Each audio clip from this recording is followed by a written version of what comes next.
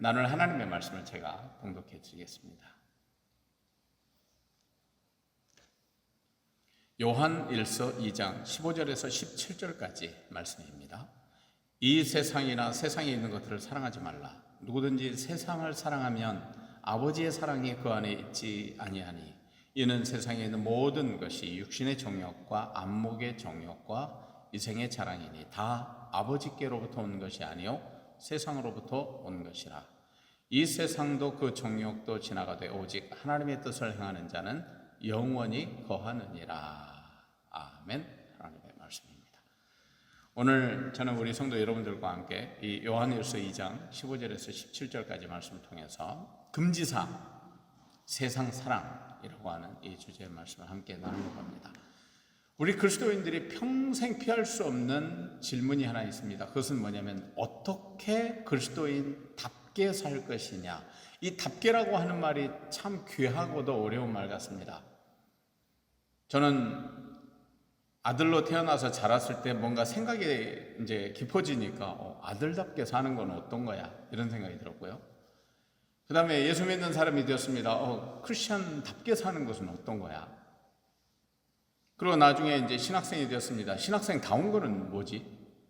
목사가 되고 나서는 목사답게 목회하며 목사답게 사는 것은 뭐야? 그 인격은 어떤 것이어야 되고, 그리고 실력은 어떤 것이어야 되며, 영성은 어떤 것이어야 되며, 사람답게 사는 것이 어떤 것이냐? 답게라고 하는 건 정말 어려우면서도 참으로 귀한 질문 같습니다. 부모답게, 자녀답게, 그리고 남자답게, 여자답게, 그리고 귀부인답게, 그리고 멋진 노년기에 있는 사람답게, 장년기에 있는 사람답게, 청년기에 있는 사람답게, 소년기에 있는 사람답게, 요즘에는 며느리답게, 시어머니답게 이런 것도 있을 수도 있겠죠. 그런데 이 답게라고 하는 게 참 어렵지만 귀한 질문인데, 우리에게 그리스도인답게 사는 것은 어떤 것일까? 오늘 이런 질문을 가지고 이 본문을 대해본다면, 그런 질문을 가지고 살아가는 우리에게 하나님께서는 오늘 본문의 말씀을 통해서 이런 질문을 합니다. 이 세상이나 세상에 있는 것들을 사랑하지 말라.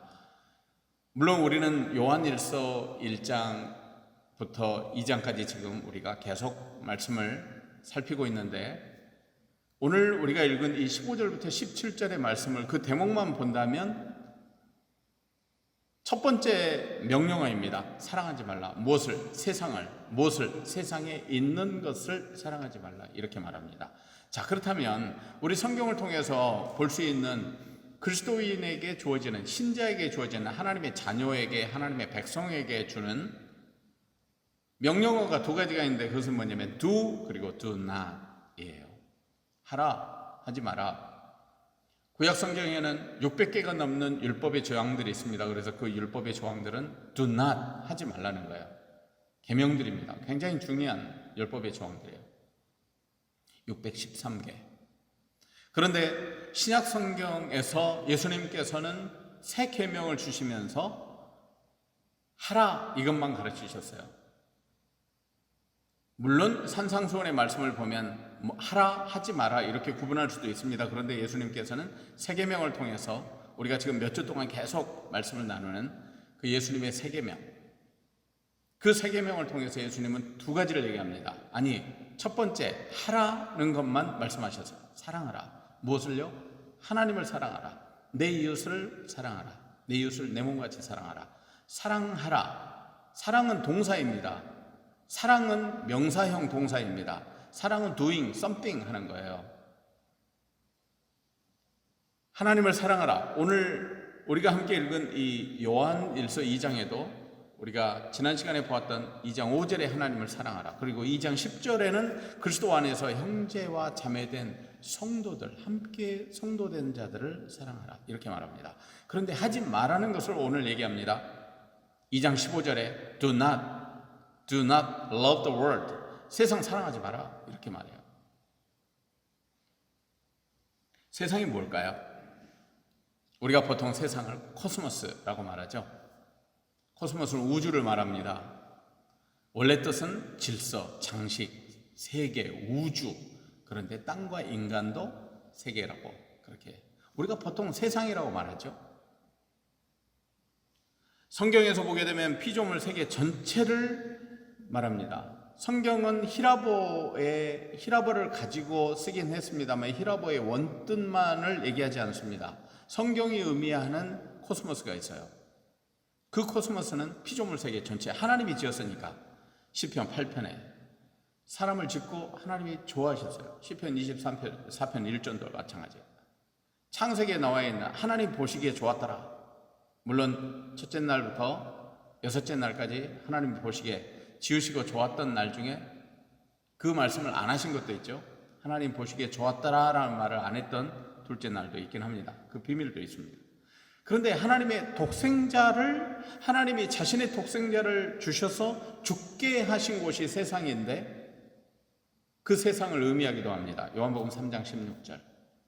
세상을 이처럼 사랑하셔서 어느 정도 자기 독생자를 죽음에 내어서 어토운먼트, 속죄, 피값을, 죄값을 대신해서 그 생명을 죽게 해서 살릴 정도로 세상을 사랑하셔서 그 세상은 무엇입니까? 세상 만물과 그리고 가장 중요한 사람이에요. 사람을 살리셔서 그 세상입니다. 그 다음에 인류의 거처인 천하 만국을 말하는데 온 천하이죠. 세상 백성이죠. 열방, 열국의 민족들이죠. 그런데 그 나라는 타락한 세상이에요. 사탄이 영향력을 미치는 세계. 그래서 거기에는 죽음이 있습니다. 슬픔이 있습니다. 아픔이 있습니다. 괴로움이 있습니다. 절망이 있습니다. 낙담이 있습니다. 우리가 끊임없이 희망을 갖긴 하는데 세상에서 우리가 뭔가를 얻었다 해서 내가 소망이 있다라고 하면 그 소망은 temporary, 잠깐 있다가 없어져 버리는 거예요. 영원한 희망이 필요해요. 영원히 그 어둠의 세력을 이길 수 있는 희망이 필요해요. 바로 그리스도에게로부터 오는 것이죠. 하나님과 그의 뜻을 미워하고 거역하는 세상의 체계, 어둠의 체계, 그리고 사단의 권세 아래 놓여 있는 세계, 그것이 바로 세상입니다. 세상으로 선택받은 신자들이 살아가는 곳이 세상이에요. 참 놀랍죠? 신자들은 세상으로부터 선택받았는데 그 세상 속에서 여전히 삽니다. 내가 그리스도를 나의 구주로 영접하고 새로운 믿음을 갖기로 결단하고 그리스도의 이름으로 이제 내가 구원받았다는 사실을 알게 되었습니다. 그리고 나서 세례를 받고 영적 세례를 받고 성령 세례를 받고 눈을 딱 떠보니까 세상은 똑같아요. 달라진 게 없어요. 여전히 그대로예요. 나한테 날아오는 수많은 빌들도 여전히 있고 빌 돈 내라고 하는 빌들도 여전하고 자녀 관계도 여전하고 그리고 친구 관계도 여전하고 세상에서 내가 수고하고 땀을 흘려서 일해야 되는 것도 똑같고 그리고 내가 공부한다고 하면 나의 성적 수준도 아직은 똑같아요. 변한 게 없습니다. 그런 세상에서 우리를 살도록 하신 거네요. 그렇다면 우리가 누구로 살아야 되는 것입니까? 놀랍게 세상 속에는 있지만 세상에 속한 자가 아니라 성별된, 구별된, 거룩하게 구별된 존재로 살아라. 중세기 때 수도원은 산에 올라갔습니다. 그리고 자기들끼리 거룩한 삶을 살았습니다. 그런데 그 중세기의 수도원은 세상과 결별하며 살았지만 나중에 중세기의 수도원이 타락한 때가 있었어요. 뭐냐면 거룩한 삶을 살기 위해서 기도하고 노동하며 살았는데 노동하다 보니까 수도원 안에서 이 농작물이 자라는 거예요. 소출이 있어요. 그 소출을 마을에다가 가서 가난한 사람들에게 주기도 했지만 팔기도 했어요. 돈이 생긴 거예요. 그러다 보니까 중세기 수도원들이 산에 있던 수도원이 거부가 된 거예요. 그러고 나서 점점 타락해져 가고 그 돈을 알게 된 수도사들 안에 이제는 하이어라키, 계급 구조가 생기고 그리고 수도원장이 되면 모든 권력을 다 줄 수 있기 때문에 서로 아기다툼도 하고 이런 불의한 일들도 생겼습니다. 참 놀랍죠. 세상 속에 있어야 복음을 전할 수 있는데 세상으로부터 이제는 세상이 너무 어려우니까 중세기에 그렇게 성별된 삶을 살기 위해서 산으로 올라갔는데 그 삶을 추구하며 거룩한 삶을 살다가 노동하고 기도하며 신실하게 주님 앞에 살았는데 소산 때문에 타락하게 된 이런 일이 생겼던 거죠. 이제 그 다음에는 또 이 수도원들의 개혁운동이 일어났던 것도 사실입니다. 그런데 분명한 것은 뭐냐면 우리 신자들은 세상 속에 있어요. 오늘날 그리스도인으로 산다고 해서 가정을 떠날 수 있습니까? 그리스도인으로 산다고 해서 자녀를 부양하고 교육하고 양육해 줄 그런 소임이 부모에게 있는데 내가 그리스도인이기 때문에 이 일을 다 팽개쳐 놓고 공동체로 들어갈 수 있습니까? 우리는 그럴 수 없습니다. 왜냐하면 주님이 그렇게 말씀하시지 않아요. 우리가 세상 속에서 나는 그리스도인으로 사는데 넌 크리스천들이 있는 곳에 나는 안 가겠다. 그러면 우리가 복음을 어떻게 전합니까? 우리는 세상 속에서 사람들과 건강한 관계를 맺으며 일하고 수고하고 땀을 흘리며 그리고 그들을 감동시키며 내가 그리스도인답게 선한 청지기로 그리고 그리스도인다운 사람으로 세상 속에서 살 때 그리스도가 증언되고 증명되는 것입니다. 그래서 오늘 그리스도인과 세상은 이제는 눈에 보이지 않는 영적인 대결이 있는 곳이에요. 그리스도인은 그 영적인 전투의 프론티어에 살 수밖에 없습니다. 세상 속에 살 수밖에 없으니까. 세상에서 가정을 이루고 일하며 사니까. 세상에서 살아야 그리스도의 복음을 전하니까. 그렇지만 타락한 세상의 체계, 어둠의 권세가 있는 곳, 그리고 그리스도의 가치를 모르는 사람들이 불의한 일을 조장하는 그 세상 속에서 같이 동화되어서 살아가는 것이 아니라 우리가 그들로부터 성별되어서 살아가야 된다는 거죠. 그렇기 때문에 영적인 대결을 피할 수 없다는 것입니다. 영적인 대결은 하나님의 나라와 사단의 나라, 사단의 권세의 대결이죠. 빛과 어둠의 대결입니다. 그리스도와 사단의 대결입니다. 그리고 그리스도인과 사단의 세력에 순종하는 사람들의 영적인 대결입니다. 영원한 가치, 하나님 안에서 우리가 누리는 영원한 가치와 유한한 가치의 유혹들 사이에서 우리가 영적인 전투를 해나가는 것입니다. 그렇기 때문에 우리 그리스도인의 삶이라고 하는 것은 영적인 전투의 그 교전 지역의 프론트에 있는 것입니다. 날마다 우리는 영적인 전쟁을 해나가는 거죠. 그런데 참 특이한 것은 내가 살아가는 세상의 자리에서 내가 그리스도께 성령께 속한 사람으로 살면 영적인 전투가 있어요. 왜? 끊임없이 나를 유혹하는 어떤 어둠의 권세와 그리고 끊임없이 하나님께 속하며 주님께 속하며 살려고 하는 내 안에 영에 속한 성령에 속한 나와 영적인 전투가 내 안에서도 있고 밖에서도 있어요. 내가 이것을 할 것인가 말 것인가, 이 길로 갈 것인가 저 길로 갈 것인가 우리는 끊임없이 결정하며 살아갑니다. 그런데 만약에 세상에 속한 사람이라면 그리스도의 가치, 그리스도의 생명의 가치, 그리스도의 나라의 가치를 모르는 사람이라고 한다면 영적인 전쟁이 없는 사람들이에요. 왜냐하면 그들은 어둠의 권세에 속해 있으니까, 같은 한편이니까. 성경 구절들을 볼까요? 예수님께서 이런 말씀하셨습니다. 아무도 두 주인을 섬기지 못한다. 한쪽을 미워하고 다른 쪽을 사랑하거나 한쪽을 중히 여기고 다른 쪽을 업신여길 것이다. 너희는 하나님과 재물을 함께 섬길 수 없느니라. 하나님과 재물을 함께 섬길 수 없어요. 원래 재물은 하나님 것인데 하나님 없이 재물을 섬기든지 아니면 재물을 원래 소유하고 계시는 하나님을 섬기든지 둘 중에 하나를 해야 된다는 것입니다. 마태복음 6장 24절. 예수님께서도 그렇죠. 내가 세상을 이겼느니라. 세상 끝날까지 너희와 함께하리라. 예수님 그런 말씀하셨죠. 그런데 요한복음 12장 31절에 보면 특이한 말씀이 있어요. 지금은 이 세상이 심판을 받을 때이다. 이제는 이 세상의 통치자가 쫓겨날 것이다. 예수님의 말씀인데 이 세상이 심판을 받을 때이다. 이 세상은 무엇입니까? 사단의 권세 아래 놓여 있는, 어둠의 권세 아래 놓여 있는 영적인 면에서 볼 때의 세상이죠. 이제는 이 세상의 통치자가 쫓겨날 것이다. 세상의 통치자는 사탄입니다. 그래서 예수님께서 이것을 왜 말씀하셨냐면 순환을 예고하시면서 하신 말씀이에요. 다시 말하면 예수님의 십자가의 죽음이라고 하는 것은 세상의 통치자로 그동안 세상을 쥐락펴락했었던 사단을 쫓아낸 사건이라는 거죠. 죽음으로부터 다시 부활하셔서 이기신 주님께서 사망 권세를 이기셨다. 이 말씀이 바로 이제는 세상에서는 인간이 죄 때문에 영원히 죽는 영벌에 처해지는 그와 같은 일은 더 이상 있을 수 없어요. 예수를 믿으면 구원받으니까. 그래서 주님께서는 세상을 심판하시되 무엇으로 심판하셨냐면 예수님은 자신의 죽으심으로 심판을 하신 거예요.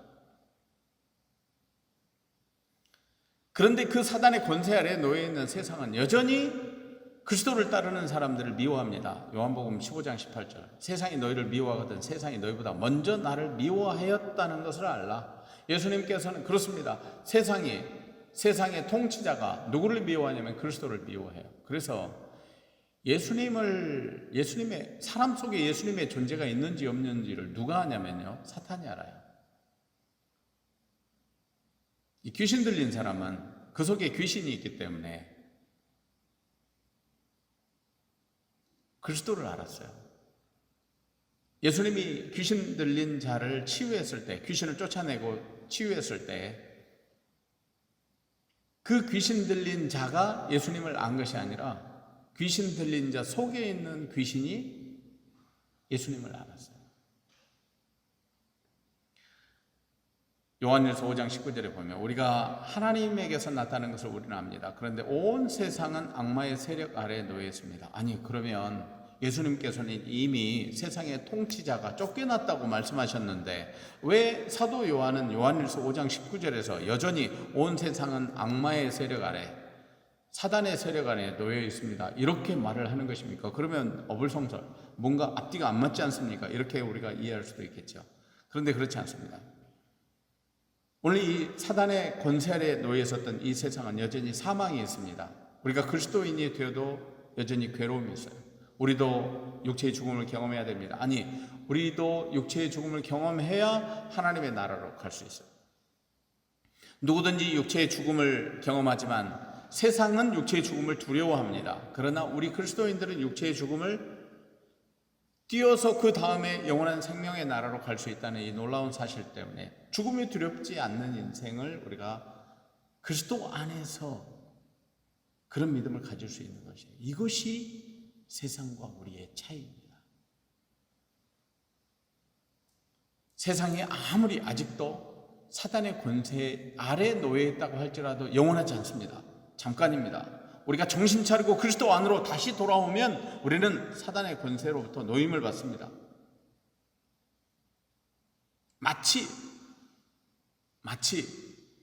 큰 방어막이 덮고 있는 어떤 거룩한 세계가 있는데 자꾸 우리가 나를 추구하고 세상을 추구하면 우리는 그 방어막 밖으로 나가는 것이고, 내가 그리스도를 추구하면 그 안전망 안에 들어갈 수 있다는 것입니다.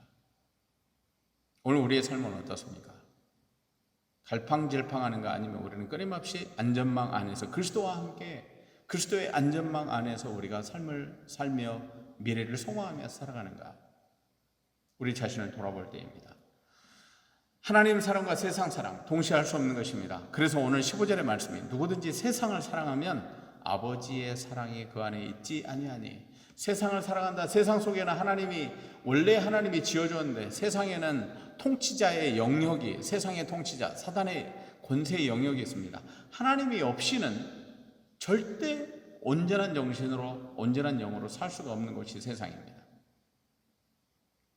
자기가 옳다고 여기는 사람들이 참 많죠. 자기를 높이는 사람들이 많죠. 자기 육체를 자랑하는 사람들이 많죠. 그래서 오늘 이 세상이 가지고 있는 세 가지 단면에 대해서 우리가 너무나 잘 아는 용어를 여기에서 씁니다. 보실까요? 15절 16절. 이 세상이나 세상에 있는 것들을 사랑하지 말라. 누구든지 세상을 사랑하면 아버지의 사랑이 그 안에 있지 아니하니. 16절.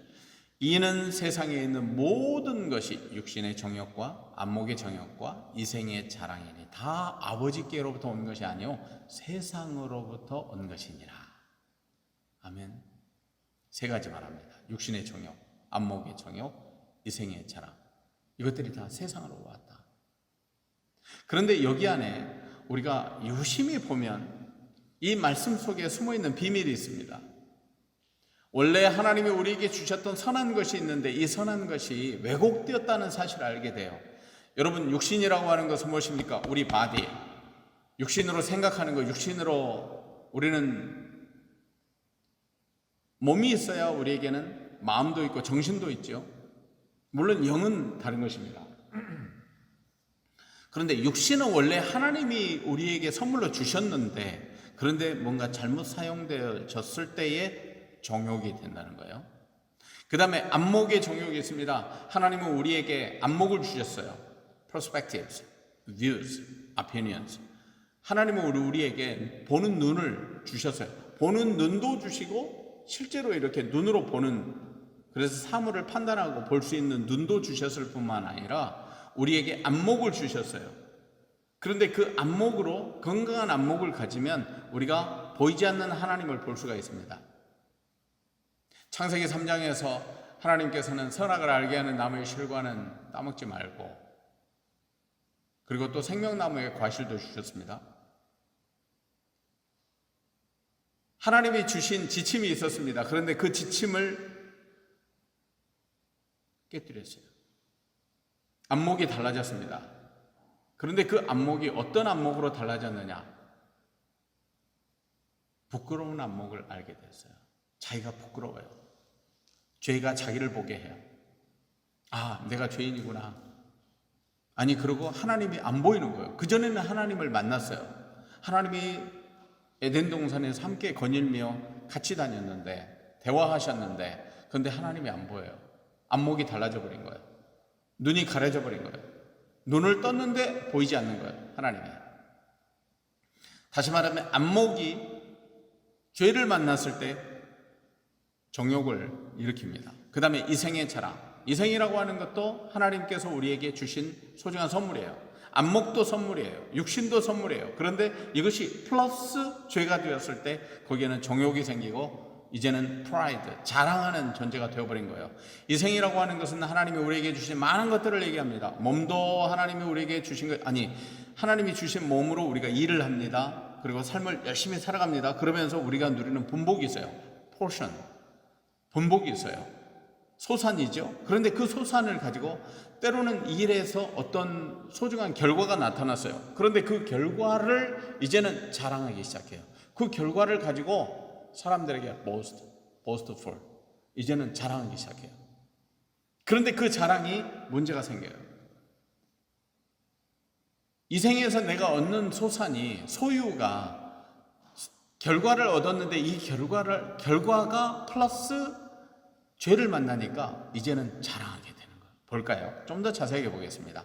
육신의 정욕이라고 하는 것은, 육신은 원래 sarcus, flesh, sarcus가 이 히라보인데 살, 육체, 그러니까 불멸할 수 없는 인간의 몸을 육신이라고 해요. 그런데 여기에 이 육신이 정욕하고 죄를 만나니까 정욕, 충동이 생겨요. 욕망이 생겨요. 갈망하는 게 생겨요. 그거는 하나님이 원래 우리에게 몸에 주신 원래 그 룰을 뛰어넘는 거예요. 이 욕망이라고 하는 것은, 욕망도 두 가지가 있는데 평범하고 도덕적인 욕망이 있어요. 하나님이 우리에게 주신 자연스러운 욕망이에요. 하나님을 믿는 사람이나 하나님을 믿지 않는 사람이나 지음받는 사람에게는 몸에 욕망을 주셨어요. 욕구를 주셨어요. 그런데 그게 도덕적이고 선한 것이에요. 먹고 싶어요. 자고 싶어요. 그리고 이성 간의 끌림이 있어요.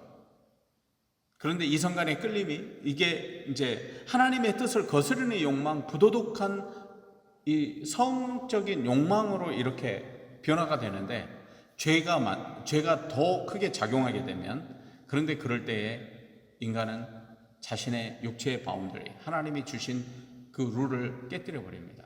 그래서 가정을 파괴하는, 가정 밖에서 몸을 함부로 사용하는 부도덕한 그런 사람이 되는 것이죠. 인간에게 주신 가장 기본적인 욕구들을 생각을 해보면, 육체를 가지고 있기 때문에 누리는, 그리고 정신과 마음을 가지고 있기 때문에 누리는 그런 것에 대해서 매슬로우라고 하는 이 심리학자가 굉장히 좋은 얘기를 했어요. 아주 탁월한 연구를 했는데, 생리적인 욕구, 안전의 욕구, 사회적인 욕구, 존경의 욕구, 자아실현의 욕구, 이런 것들, 우리 종교 신앙생활하고는 별로 상관이 없을지 모르지만 우리 인간을 이해하는 데는 굉장히 중요한 도표입니다. 그런데 이 육신의 정욕이 육신이 죄를 만나면 정욕이 된다고 그랬죠. 예수님께서 그래서 그런 말씀하셨습니다. 마음으로 먼저 죄를 지으면 이미 간음한 것이다. 초대교회 당시 이방 종교들은 많은 신전들을 가지고 있습니다. 에베소에 엄청난 신전이 있었습니다. 2,000명이 넘는 합법적인 여창, 남창들이 그 신전에 있었어요. 그러니까 이제 하나님께서 주신 이 성은 욕망을 추구하는 수단이 되어버린 거예요. 성이라고 하는 것은 하나님이 선하게 주셨는데, 그런데 욕망을 추구하는 것이 되어버렸어요. 오늘 현대사회가 그렇지 않습니까? 육신적이고 착취적이고 이기적인 그런 욕망을 사용하는 어떤 방법으로 자기 몸을 그리고 다른 사람의 성을 착취합니다. 사용합니다. 자기 몸에다가 함부로 사용하고 다른 사람의 몸을 소중하게 생각하지 않아 주는 거죠. 그러니까 이제는 또 다른 욕망이 생기는 거죠. 안목의 정욕이 생기는 것입니다. 이것을 영어로 이렇게 보니까 lust of eyes, 눈으로 보는 이 lust라는 거예요. 그러니까 잘못된 욕망이 있어요. 소유를 갈망해요. 눈으로 보게 되니까 소유를 갈망하고 더 많은 것을 원하고요. 창세기 3장 5절 6절에 그렇게 보니까 선악을 알게 하는 나무의 실과가 어떻습니까? 먹음직도 하고 보암직도 하고 지혜롭게 할 만큼 탐스럽기도 하다. 그래서 두 사람이 먹었지 않습니까? 결국에는 자기 눈을 통해서 만족하는 어떤 욕망에 사로잡힌 것이고, 뿐만 아니라 요즘에는 어떻습니까? 광고 산업이 엄청난데 눈을 만족시키는 그 현혹하는 것들이 얼마나 많아요. 정말 어쩔 때는 차라리 안 보는 게 더 낫다, 이런 생각이 들 때도 있습니다. 그런데 하나님은 우리로 하여금 보게 하시고 보는 것을 통해서 더 많은 선한 일들을 도모하게 하시잖아요. 눈이 안 보이는 사람보다 보이는 사람이 더 많은 이유가 무엇일까요?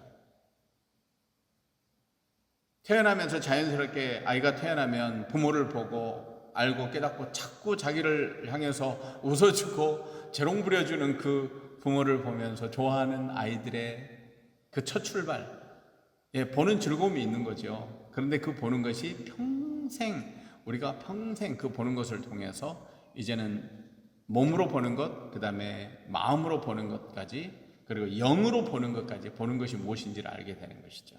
자, 그 다음에 마지막으로 세 번째, 이생의 자랑입니다. 참 세상 살면서 자랑할 게 많은 사람들이 얼마나 많습니까? 정말 이거는 말도 못할 정도로 많죠. 소유에 대한 자랑이 있습니다. 자신의 지위, 소유, 명예, 세상 영광을 추구하는 그런 속성들이 있죠. 자랑을 하는데 과대합니다. 이생이라고 하는 것은 말씀드린 대로 소유라고 그랬죠. 그런데 그것을 boasting 하는 거예요. 내가 했던 것, 내가 what he has, 가지고 있던, 소유했던 것, 그리고 what he does, 내가 업적이죠. 일종의 내가 했던 것, 업적, 소유와 업적을 높입니다. 그런데 이것이 너무 사람들에게 깊은 인상을 심어주기 위해서, 근데 그 목적이 뭐냐? 하나님의 영광이 아닙니다. 자기를 높이는 거예요. 내가 당선돼야 되고, 그리고 내가 칭찬받아야 되고, 내가 과시돼야 되니까 자기 목적을 추구하기 위해서 늘어놓는 수많은 자랑들이 있죠. 진실이 왜곡되어 있습니다. 그런데 더 큰 문제는 뭐냐면, 그렇게 자기를 왜곡하는데, 왜곡된 진실을 가지고 자랑을 하는데, 문제는 뭐냐면 다른 사람을 해치는 도구가 되는 거예요. 그리고 공동체에 해악을 줘요. 그럴 때 이생의 자랑은 치명적인 결과를 가져오게 됩니다. 성도 여러분, 말씀을 정리합니다.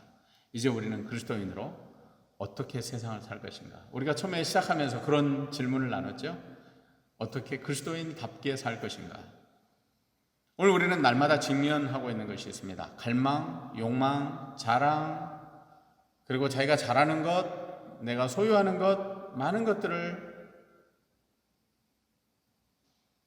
직면해 있습니다. 그럴 때 우리에게 필요한 것이 무엇일까요? 거룩한 포기. 그냥 포기가 아닙니다. 거룩한 포기. 잘못된 소유와 죄악된 쾌락을 버릴 수 있는 믿음의 용기. 그 포기는 거룩한 포기입니다. 죽을 때까지 사라지지 않는 인간의 죄악된 욕망을 포기하고 거룩한 하나님의 바운더리 안에서, 내가 거룩한 성령의 의지에서 하나님이 주신 거룩한 질서 안에서 이것을 누리게 되면 하나님께 영광이 되고, 나는 영적인 싸움을 그리스도 안에서 성령의 능력으로 잘 감당하며 이루게 되는 것입니다. 그래서 우리에게 확실한 믿음이 필요합니다. 17절 말씀 마지막 볼까요? 이 세상도 그 정욕도 지나가되 오직 하나님의 뜻을 행하는 자는 영원히 거하느니라. 하나님의 뜻을 행하는 자 누굽니까? Whoever does the will of God. 하나님의 뜻을 행하는 사람마다 어떤 사람들이냐? lives forever. 영원히 사는 사람이다. 우리 한글 성경으로 영원히 거한다 이렇게 했는데 영원히 산다 이렇게 영어 성경 분명하게 전하고 있어요. 그렇습니다. 오늘 우리가 영원히 사는 사람 누굽니까? 하나님의 뜻을 행하는 사람. 세상 속에 있는 사람이 아닙니다. 세상의 수많은 템테이션 앞에서 우리가 거룩한 삶을 살고 하나님 앞에 오늘 참 자유한 존재로, 생명이 있는 존재로, 영원한 복음, 피 묻은 복음, 생명의 복음을 소유한 존재로 살 때 오늘 하나님께서 우리를 기뻐하시고, 비록 내 삶이 남들처럼 그렇게 유명하지 않아도 아주 작은 삶의 바운더리에 있어도 내가 세상보다 더 크신, 아니 세상을 창조하신, 선하게 창조하신, 그러나 죄악된 세상을 긍휼히 여기시고 그 죄악된 세상에 죄악된 인간으로 살아가는 영혼들을 불쌍히 여기시고 나의 기도를 들어주시는 그 하나님, 그 하나님을 믿고 오늘도 이 한 주간도 주 안에서 예수 그리스도와 함께 동행하는, 이 땅에서부터 영원한 생명의 삶을 함께 동행하는 믿음의 성도 되시기를 주의 이름으로 축원합니다. 아멘. 하나님 아버지 감사합니다. 거룩하신 하나님 앞에 영광을 올려드립니다. 우리가 아무것도 아니나 주님께서는 오늘 우리에게 생명의 나라 주셔서, 비록 우리가 육신의 정욕과 안목의 정욕과 이생의 자랑 때문에 영적인 싸움에서 무너질 때도 있지만, 그러나 다시 그리스도 안에서 거룩하고 새로운 피조물로 거듭나 하나님께 영광을 돌리는 성도로 살게 해 주시는 줄 믿습니다. 한 주간을 주님께 맡깁니다. 하나님의 뜻을 발견하게 하시고 또 주님과 함께 동행하는 영원한 생명의 삶을, 그 믿음의 길을 걸어가는 우리 모두가 되게 해 주시옵소서. 예수님의 이름으로 기도합니다. 아멘.